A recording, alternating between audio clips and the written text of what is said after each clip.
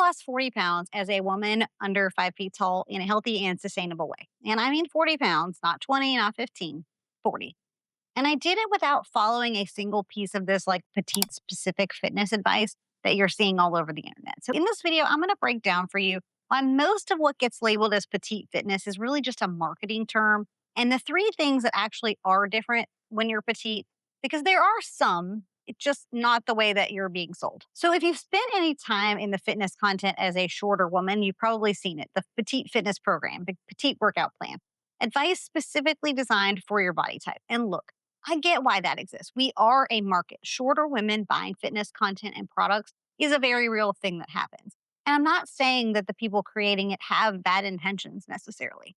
But somewhere along the way, petite fitness stopped just describing who the content was made for and started implying that we needed something fundamentally different and that our bodies work by different rules.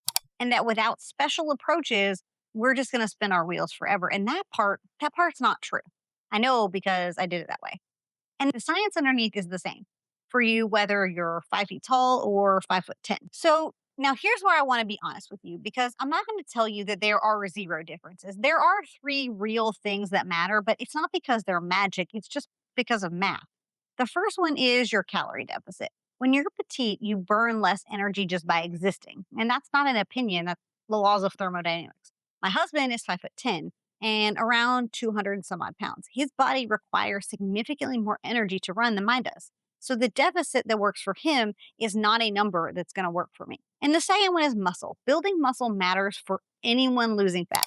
But for a petite woman, it becomes even more important because muscle affects how much energy your body burns at rest. When your baseline is already low, adding muscle has a proportional impact. And third, the one that most people skip is the timeline.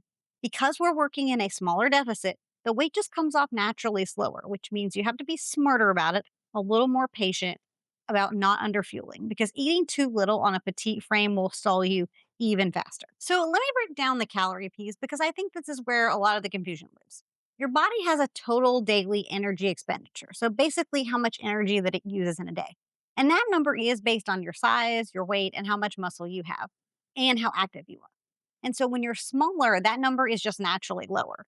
Not because you're petite specifically, but because you're smaller.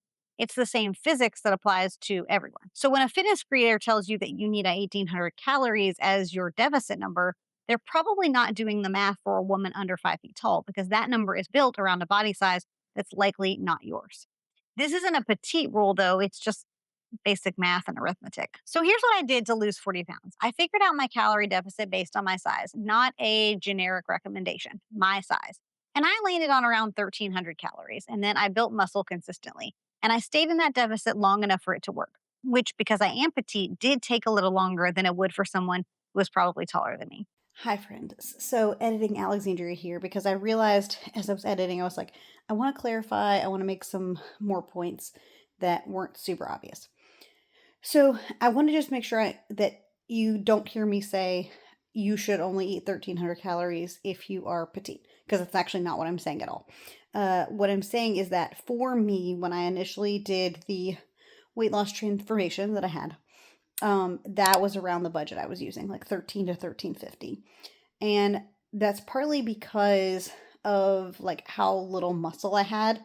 And your calorie budget is it's very much determined by a lot of different things, right? Like activity level, the amount of muscle that you have. Like there are so many factors at play in determining your calorie budget. And so I just want to make sure I'm clear. I'm not telling you to just eat 1,300 calories. In fact, my preferred advice when people ask me personally, again, I'm not a licensed nutritionist. This is just like practical what's worked for me, is to just track what you are eating in a typical day. And then from tracking what you eat in a typical day, like tracking everything, all of it, don't cut anything out, just track every single thing that you're eating and see what you come up with, like take the average of that over like a week or 2 weeks. And then whatever that average is, take 15 or like up to 20%, 15 to 20% of that number and just subtract it. And then eat that number for a couple of weeks and just see what happens to your body. Did you lose weight? Did you stay the same? And then if you lost some weight, then, or if you see like the scale going down and you're noticing like body composition changes, um, at that point, then you know you're at like a good number. But if not, then you kind of reevaluate, right? Because I think a lot of times the problem isn't that people make up their calories too low, but also they're not fully tracking everything in grams in a way that is like telling you what they're eating. Because you can only track so much stuff in with accuracy, like going out to eat and things like that. So it needs to be, you need to give yourself accurate data in order to get accurate results. So I just want to caveat that. I wanted to make that clear because I didn't feel like it was super clear in the video. So, all right, back to the video. And that's really it. There's no specific petite programming that I did, no special protocol, the same approach that works for every other woman who isn't petite, just using my specific numbers. And I think that's where it gets a little bit confusing because you see, like, don't go under a certain number.